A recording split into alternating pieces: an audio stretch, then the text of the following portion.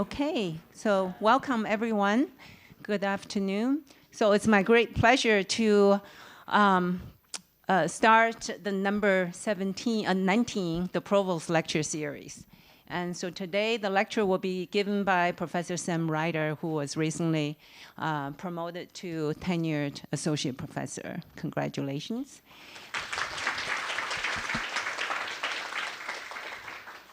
And so this is just a quick overview. The Provost Lecture Series, we started in October 2022. And so you can see that this is not it, but so this is actually dedicated to OIST faculty members only. And we want to use this platform to celebrate milestones in the careers of OIST faculty members. Either you get promoted or you receive professional awards, or those who retired. And so you can see this the spectrum of professors with different research fields. And more recently, so we celebrated last December, Professor Kashyap Dani, for his promotion to full professor and also a couple awards. And Professor Hikami retired very recently, and also Professor Marco Rossi was promoted to tenured associate professor. And so I just, so this is my last slide. Just I want to thank members from the Provost office. And so they work very hard to coordinate all the logistics, and also many members from CPR, and also members from the core facilities, our engineering section. So they have been using 3D printing to make a meaningful and also low-cost gift. So without further ado, so Professor Tim Ravasi will be chairing this session. Thank you, Amy. So if you don't know me, my name is Tim. I'm a professor and running the Marine Climate Change Unit. And today, so when Sam asked me to chair this important talk and step in his career, my heart almost crumbled. I was very, touched, and thank you, Sam. I'm very happy and very honored to be here. So today, I will only take 5 minutes. I know it's not about me today, so I will leave to Sam, space to Sam. But I will give you a brief introduction. Who is Sam? Where he's from, if you don't know him very well, like I do. So the title of my presentation is very scientific. It's The Evolution of a Nerd. So in the 5 minutes, I say how it is nerd. And the nerd in question, of course, is Samuel Reiter, which born August 17 in 1987 in Providence, Rhode Island, east coast of the United States. Actually, the beginning of his academic career didn't move much. He stayed always around, in the comfort zone.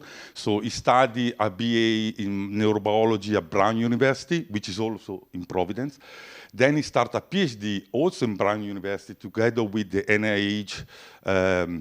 And when he finished the PhD, finally, he decided to try to get out from his comfort zone. He got the passport for the first time, and he flew. That's the age of 25, so. And he flew actually across the ocean to start a postdoc in a very prestigious institute, the Max Planck Institute for Brain Research in Frankfurt.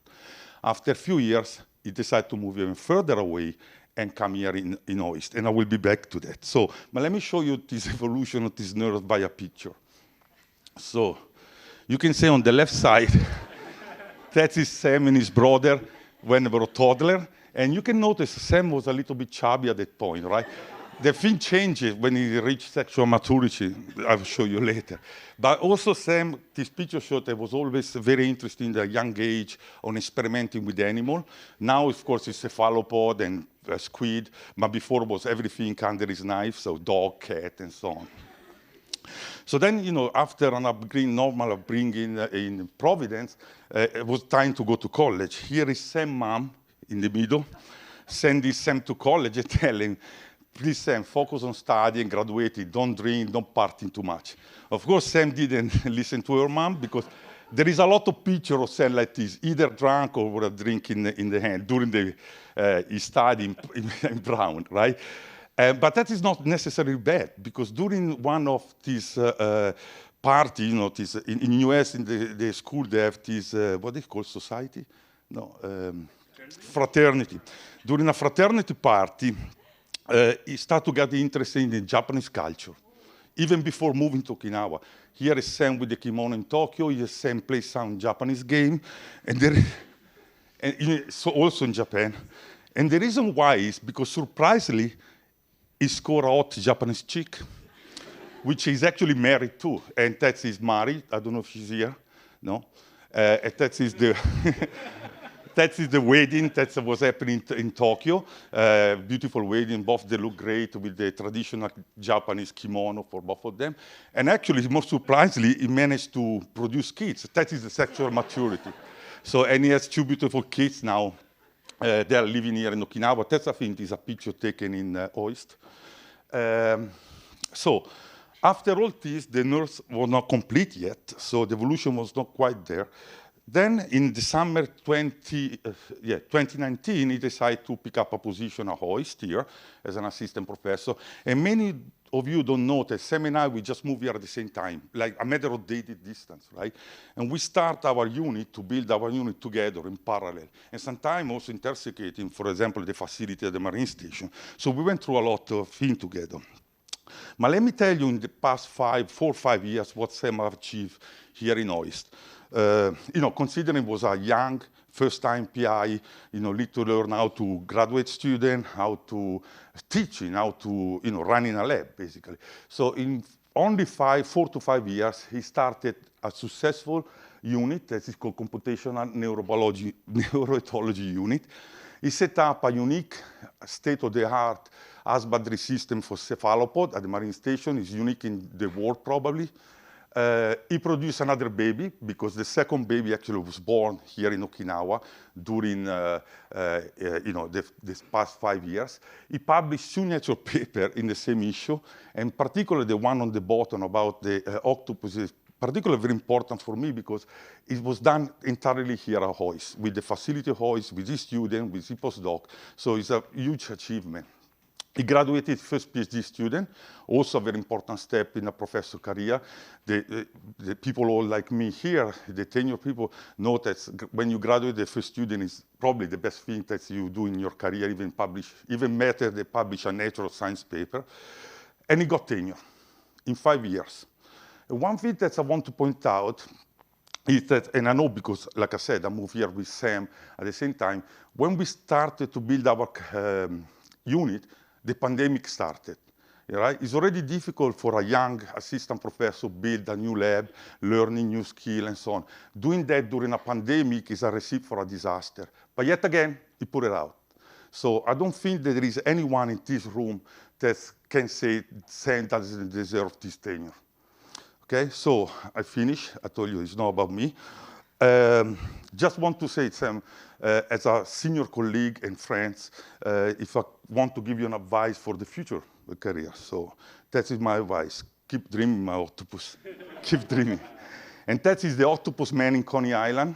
It's a murales, which is not far from Rhode Island, where Sam grew up. And in fact, they're considering now to change it in like this, the Octopus Man. So congratulations, Sam.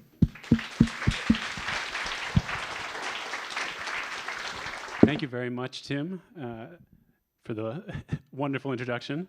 I think Madi would say that she produced the babies, not me, but otherwise I think it was pretty good. Yeah. Group effort. And thank you all for coming. So today I thought it would be interesting to talk about some ideas that are kind of lurking in the background at a lot of the research we do in the lab, but I usually don't get a chance to talk about explicitly. Having to do with contingency and convergence of brains and behavior. So this is, if you don't know it, the tree of life, starting from 3.5 billion years ago and irradiating out to all the diversity we see around us today. Okay, so we'll start off 65 million years ago, right before the meteor hits. So imagine yourself there, looking around. The dominant life form is the dinosaurs, like this T-Rex.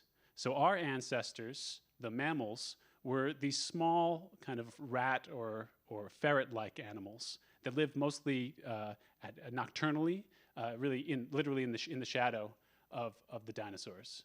So if you had to bet which of these groups would inherit the Earth and be dominant 65 million years later, and giving science talks and stuff, it would be definitely the dinosaurs. But as we all know, there was this contingent event of the asteroid hitting and wiping out the dinosaurs and leading to the rise of the mammals.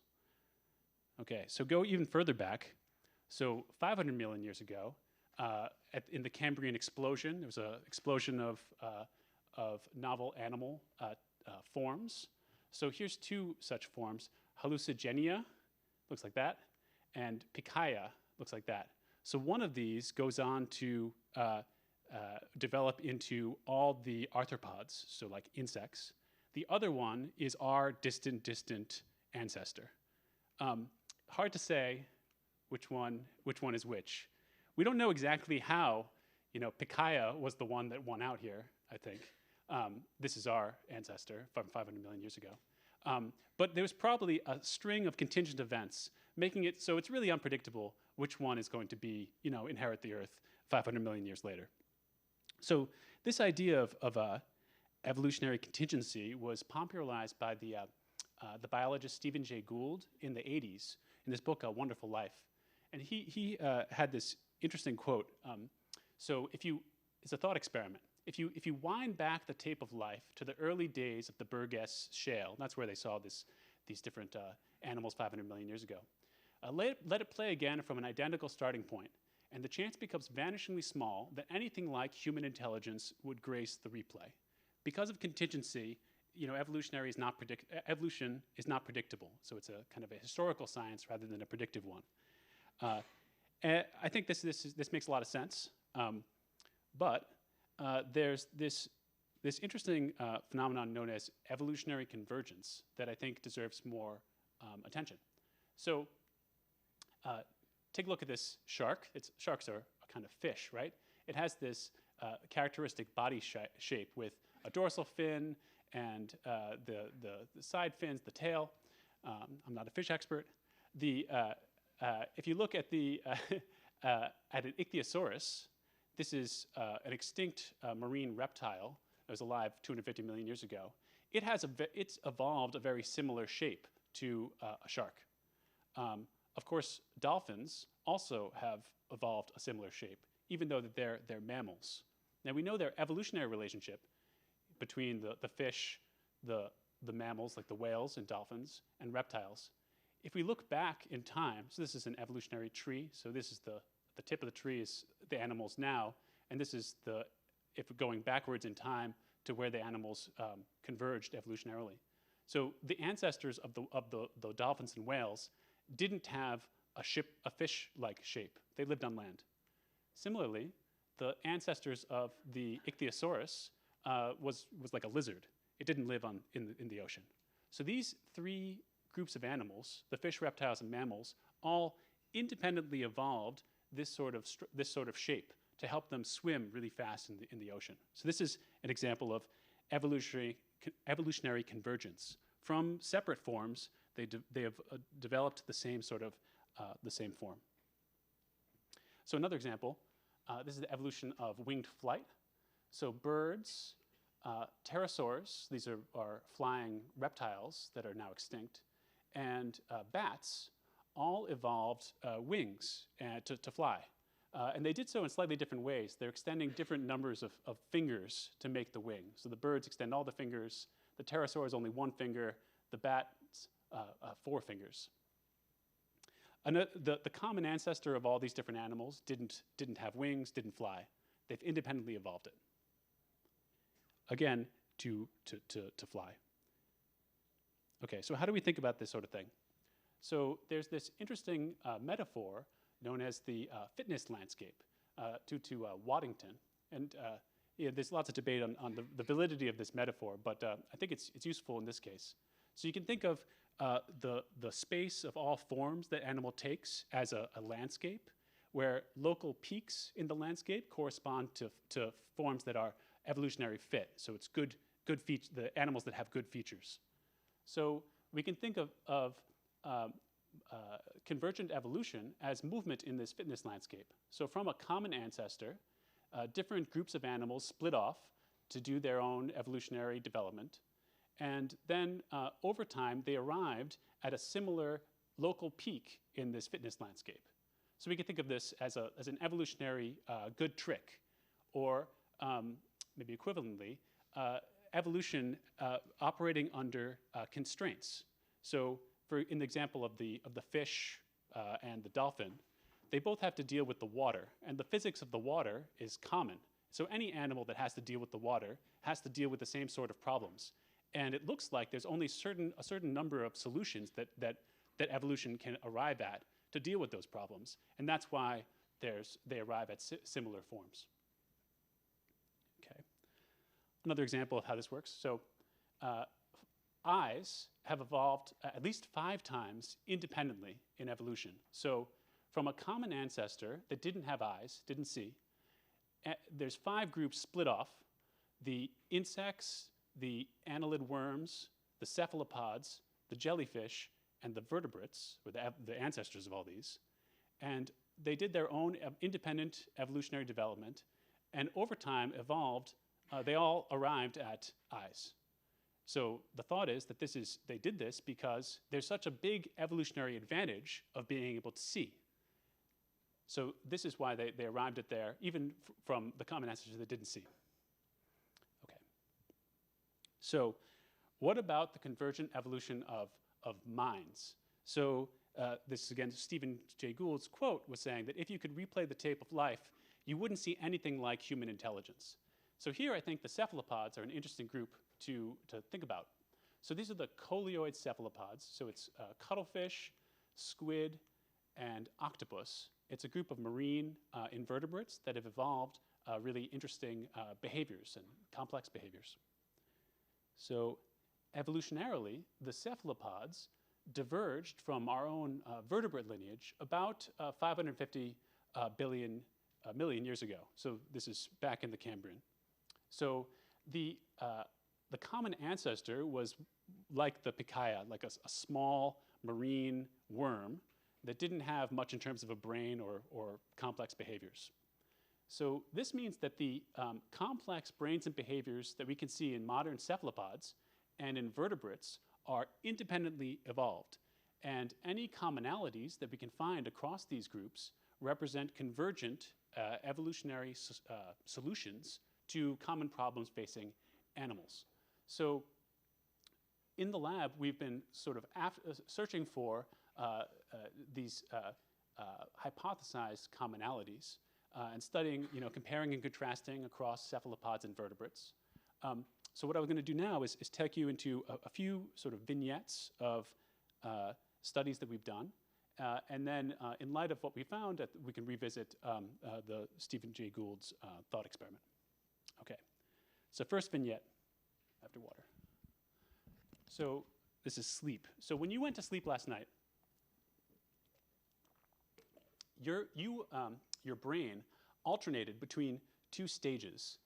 In one stage, called REM sleep, your brain actually looks like it's awake, even though you're asleep. It's paradoxical because of that.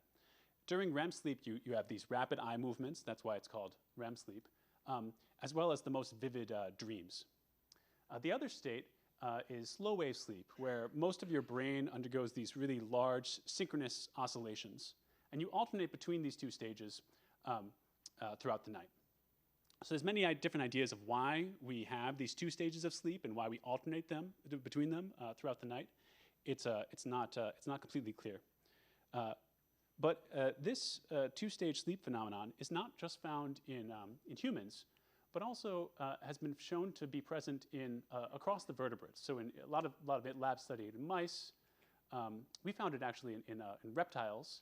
It was found in birds, and there's some evidence in fish. So the parsimonious explanation is that 2 stages of sleep evolved early in vertebrate evolution and has been maintained over these hundreds of millions of years and in such diverse groups because it does something really important. And like I said, it's not clear exactly why, of what it does. But it's in this context that we wanted to see, well, what's going on in the sleeping octopus? Because again, given the evolutionary relationship, anything like 2 stages of sleep in the octopus would be something that would represent the independent evolution of this phenomenon. Okay, so when I arrived at OIST, it was in 2019, like Tim said, it was winter, which is octopus season here. So we go out at night and collect these small local octopus.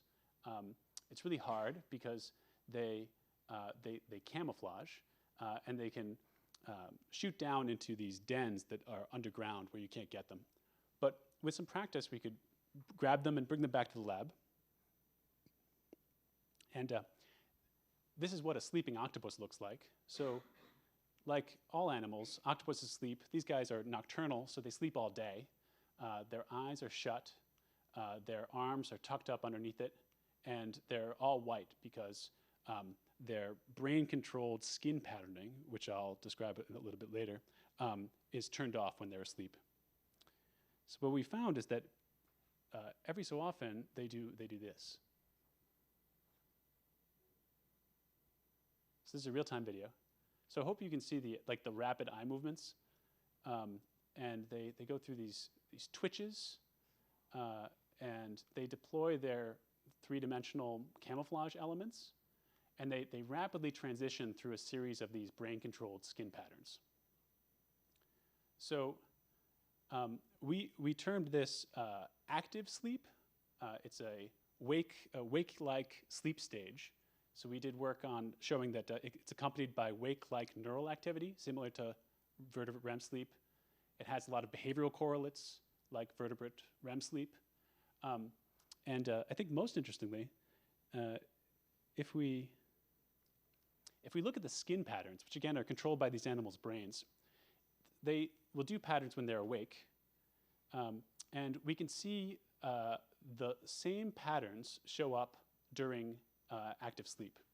So here it's it's a little bit darker. So every chromatophore, these pigment cells that give rise to the patterns, are a little more expanded. But if we align these 2 images, we can see that this pattern, it matches up almost exactly. So during active sleep, this wake-like sleep stage in these animals, they are reactivating their waking skin pattern repertoire in a phenomenon that looks a lot like dreaming in humans. Okay, so surprising similarities in sleep. Okay, next vignette. So this one has to do with visual texture perception. Okay, so here's a picture that I took of, I think Keishu took of the reef here in Okinawa. So on the right here, I took 4 crops from this image on the left. So I want you to notice something about your own visual perception here. So if I ask you, where did these 2 images come from in this image compared to these 2 images, this is easy for you, right? These guys definitely come from the foreground. These ones come from the background. But instead, if I ask you exactly where in this image did I take this crop from, that's a much more difficult task. You have to really study the details of this image and try to match back and forth. The difference in difficulty here tells, I think, us something about our own visual perception. It says that we perceive a scene by extracting local image statistics from different regions of the scene. These are so-called visual textures.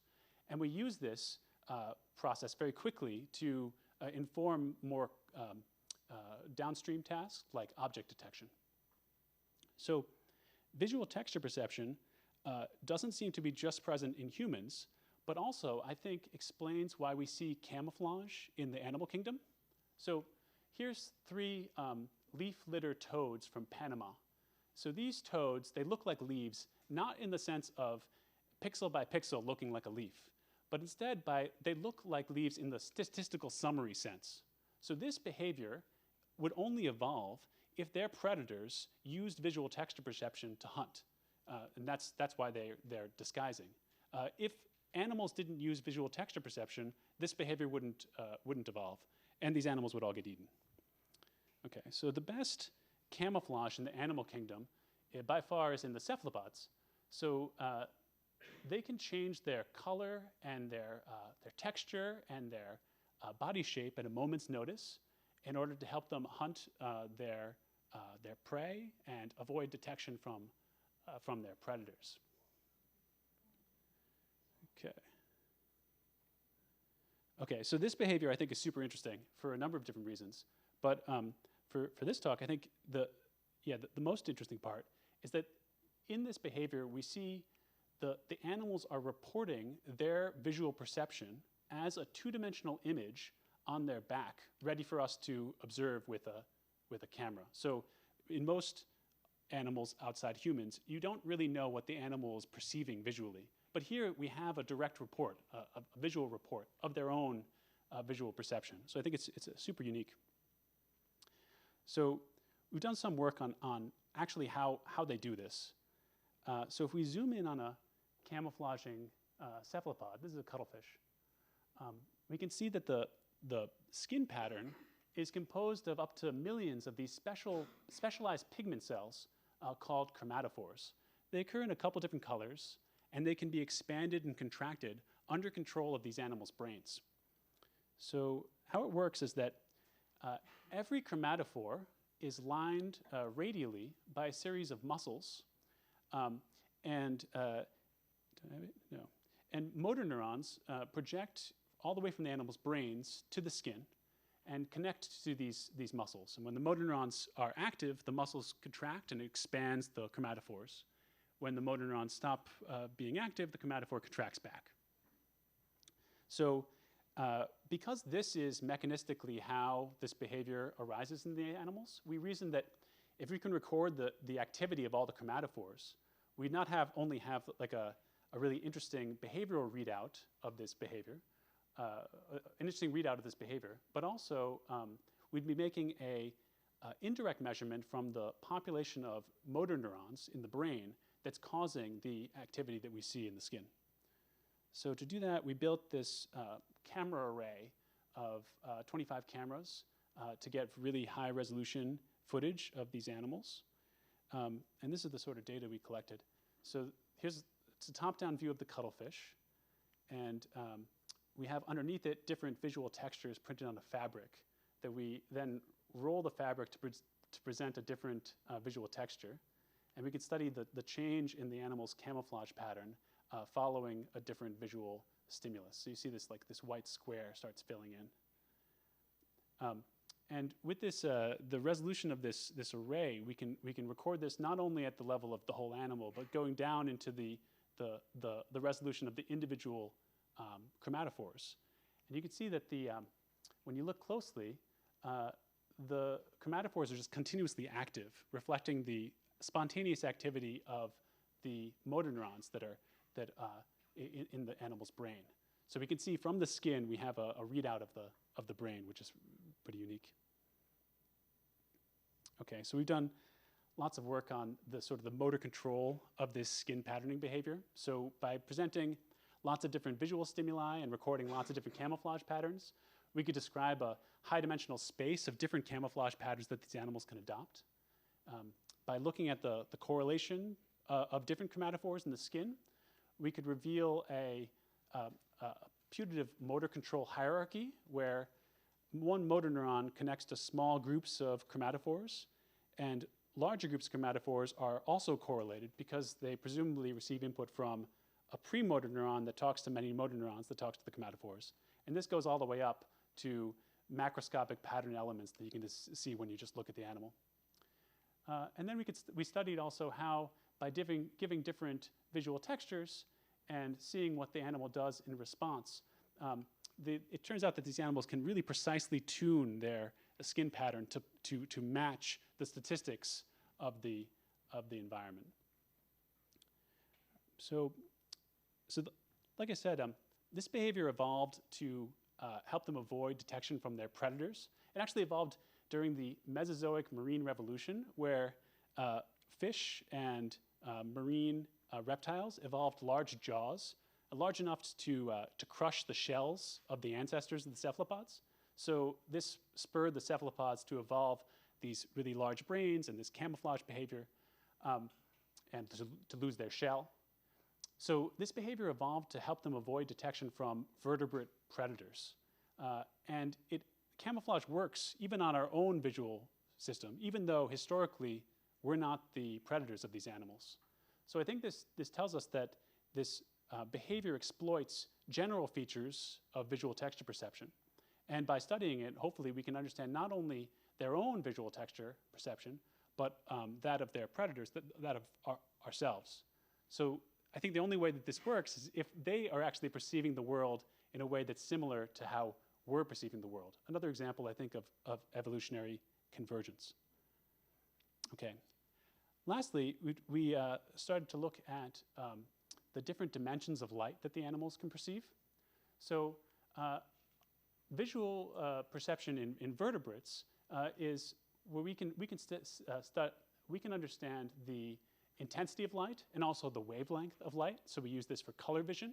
And it's thought that this evolved actually as a contrast enhancement signal underwater. Cephalopods, interestingly, don't see different colors. But they do see the polarization of light. So there's this third dimension of light that's much less familiar to us because we can't see it at all. So what is this? So you can think of light as a wave. And in general, the wave is oscillating at arbitrary angles. So light is unpolarized. But there's certain physical phenomena that can cause the wave to oscillate at preferential angles. So for example, horizontal or vertical. And this becomes interesting underwater. So when light from the sun goes underwater, light from the sun is unpolarized, but when it scatters off small particles in the water, it scatters horizontally and becomes polarized. So light underwater is horizontally polarized. If it scatters off a big object like a fish, it's a different scattering phenomena, and that light is unpolarized. So objects underwater show up as an unpolarized silhouette on top of this polarized background. So to give some intuition of what this looks like, we did some field work, which is great that we can do here. We made a polarized camera and went out diving and took pictures of what the prey of these cephalopods looks like. So here's a picture of a shrimp in light intensity. So this is a normal picture of a shrimp. The color corresponds to the contrast of the animal. It's pretty transparent, so it's low contrast. But instead, if you look at it under the polarization, there's a lot of contrast due to this different scattering effects. So if you had a system that could be sensitive to this, it would be really good underwater. And cephalopods are sensitive to it. So I told you before how cephalopod and vertebrate eyes are this classic example of convergent evolution. But after the light gets into the eye, things look quite different. So in the vertebrate case, the back of the eye, the retina, has a lot of different cell types that compute different things, different aspects of the visual scene. So there's a lot of neural computation before the signal goes to the brain. In the cephalopods, the vertebrate only, the retina only has photoreceptors. There's no computation. And the receptors go straight to the brain. But in the brain, they go to this outer part of the cephalopod brain, which looks a lot like a vertebrate retina. So it looks like they've independently evolved a retinal structure in their brain rather than in their eye. Now the photoreceptors in the retina are lined up in such a way that gives them sensitivity to the angle of polarized light. So they all have this is a electron micrograph where you can see an individual receptor cell, and they all have these microvilli that line up, giving them sensitivity to either horizontal or vertical light. Okay. So we wanted to see how the brain of the cephalopod processes light intensity information and also this polarization information. So no one had recorded from the cephalopod brain before, so it's turned out to be very difficult. But we worked out a way to head fix these animals. This is for working in squid. And so then we could put it under our 2-photon microscope. This is the squid under the 2-photon. And to study the activity of neurons, we could inject a calcium dye. This dye goes into into neurons, and then there's a part that's cleaved, so the dye stays in the neuron, and then the neuron starts glowing when it's active. So this is what we could record. So this is the activity of this deep retinal, this in the brain, this retinal analog in the squid. Each little ball here is a single neuron, and you can see the flashing of activity is because we're giving different visual stimuli to the animal. Okay, so we can do a lot of image alignment and then trace out where each neuron is, and we can study these calcium transients, which is the first neural activity recording in cephalopods. Okay, so if you wanted to study color vision in a vertebrate, you can just put a monitor in front of the animal and give different colors. It's harder to give polarization patterns. So we had to make this modified liquid crystal display where we removed the filters. And so now the pixels give different polarization patterns rather than different intensity. And so we made this really complicated setup that allowed us to give arbitrary patterns of light intensity as well as patterns of polarization. So this is what it looks like. So this is a looming stimulus in intensity. So this is just a black dot going forward. You can see that. So we can also give it now in polarization. This is invisible to us. It's the same stimulus, but it's invisible to us, except if you put a polarizing filter, you can see it. Right? So it's totally invisible to us, but the squid can see it. Okay, so in vertebrates, 100 years of work on the retina has revealed a whole suite of different functional cell types. So you can give different patterns of light and record the activity of a lot of different neurons, and they respond in different ways to different patterns of light. The thought is here that they extract different features, useful features of the visual world, and then relay that information to the brain. So we wanted to do an analogous experiment in the cephalopods. So here we use our setup to give different patterns of light intensity, so the light turning on or off for different temporal chirp in an unpolarized stimulus. We can do the same thing, but the stimulus is polarized, or we can do constant intensity but change the polarization pattern. And so after lots of work, we could record about 1,000 of these deep retinal neurons, and they respond in a rich diversity of ways to the different patterns of light intensity and polarization. We can cluster these responses to reveal about 20 different types of functional cell types that respond to different features of light. So different temporal features, different dimensions of light, whether it's intensity versus polarization. What I'm not showing is that from what we know is the angle tuning of the photoreceptors, either sensitive to horizontal or vertical angles of light, polarized light. The deep retina compares these two angles, computing the degree of polarization, which is the relevant contrast signal underwater. Okay.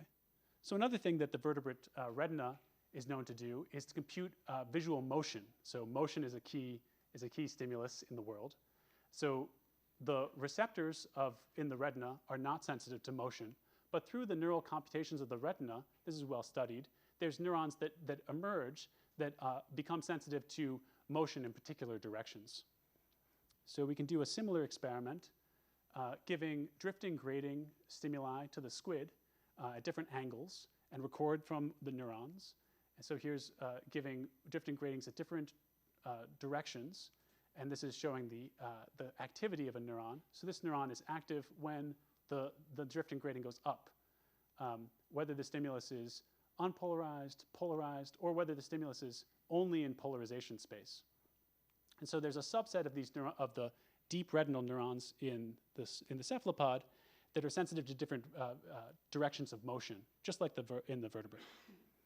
All right, so I could go on and on about these different similarities. So what I've told you now so far is that there's a range of what I think are surprising similarities, given how different these animals are on first sight. I've talked about how there's similar features of wake-like sleep, visual texture perception, hierarchical control of the motor system and also of the visual processing, diversity of cell types in the visual system, and direction selectivity.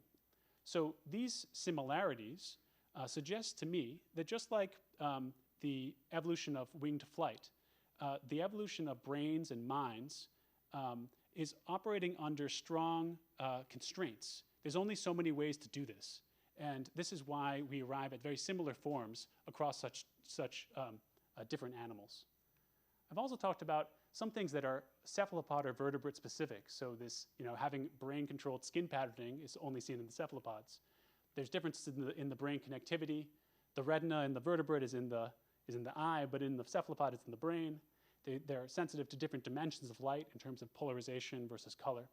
So it seems here that there is diversity due to likely evolutionary contingency and this idea of multiple realizability, in that you could probably implement a mental state in many different ways. This gives rise to the diversity of different brains and behaviors that we can see.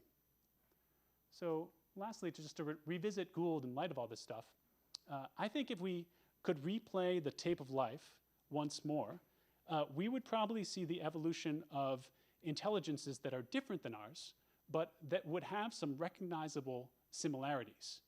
And I think this because in the cephalopods and insects and some other groups, we have a natural experiment where the tape of life is replayed independently. And in that case, we do see these convergent features emerge. And so the bet of the lab, I guess, is that we're just scratching the surface, and there's going to be an increasing number of these similarities to come to light as we can study these animals better and better.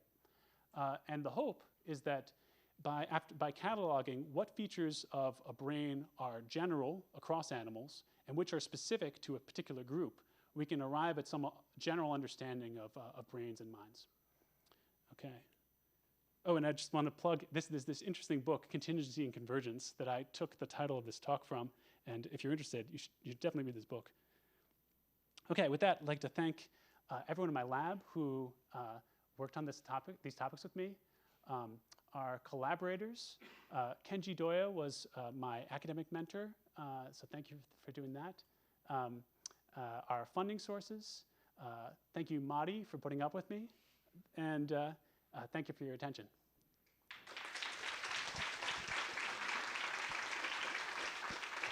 Okay, so any question from the audience? Okay, there. Great talk, Sam, and congratulations first. My question is so if you only have a single photoreceptor, how do you think you color match? Because you must have a different strategy to color match. Yeah, okay, so it's a deep topic. How do they do color? Yeah, they definitely color match. To do camouflage, it's been shown that they color match. They definitely only have one opsin, so they can't see different color through comparing the activity of different opsins. One idea is that they have evolved a grayscale to color matching algorithm that works because sand is always about the same color in their environment, and all the animals that adapt the wrong color get eaten. And so they even though they don't perceive the color, they can still adopt the color. The other hypothesis that we're trying to explore now is that they have their opsins are a little bit funny, that if you light adapt the opsin, so adapt it to different levels of light, its spectral tuning changes. So it might be that they don't see color in a snapshot, but over time they're sensitive to different wavelengths. So yeah, we're exploring that. Okay, congratulations, Sam, and then thank you for the very exciting talk as always.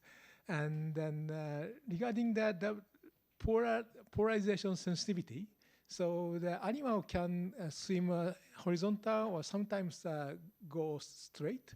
So then that means that in our eyes, blue changes red and red changes blue. And then if you do your experiment with the animal vertical, how do their polarity response in the brain or retina, deep retina change? It's even more hard. So they're changing, but also the angle of the polarization pattern will change depending on the angle of the sun in the sky. But they have these 11 extraocular muscles that shift the eye, and the report is if you change the animal, this orientation, they'll shift like kind of like our BOR to maintain their sensitivity to the two angles that are relevant. I see. So, to kind of the premise of the talk, like humans, the killer app is language, right? Or that's one hypothesis. That's the thing that we have that no other species has. So if you were to replay, you know, the tape of life, no other species has evolved language. So I don't know if Gold said anything about that. It depends on how general. If you pick the features that we've only seen a single example of, then we don't know whether that's a contingent feature or a general feature of minds. There's no other data. So I think when we see a commonality, then that implies that there's some generality. But if there's a one-off, I mean, you could say the same about cephalopod camouflage. Is that a unique feature, or is this something that comes with most times minds evolve? We don't know. Yeah, thank you very much. Very wonderful talk and study. So I'm quite impressed. So you found that your octopus does two-stage sleeps, like rapid eye movement and non-rapid eye movement, and it is known that that's very much contribute, human or mammals contribute to memory formation. Will it is it happening also in your animal octopus? This is definitely something we wanna test. But yeah, it's a natural question to ask. How if you observe these different phenomena that are they're so similar phenomenologically, does that imply similarity of function? Often it seems from this stuff, yes, but maybe no. I don't know. Congratulate again Sam for his promotion and for this beautiful research. Now, there is a present for Sam from the Provost office, and also there will be coffee outside and tea. Please congratulate personally Sam outside the atrium. This is for you, Sam. What's it say? Keep your mouth. Yeah, thank you.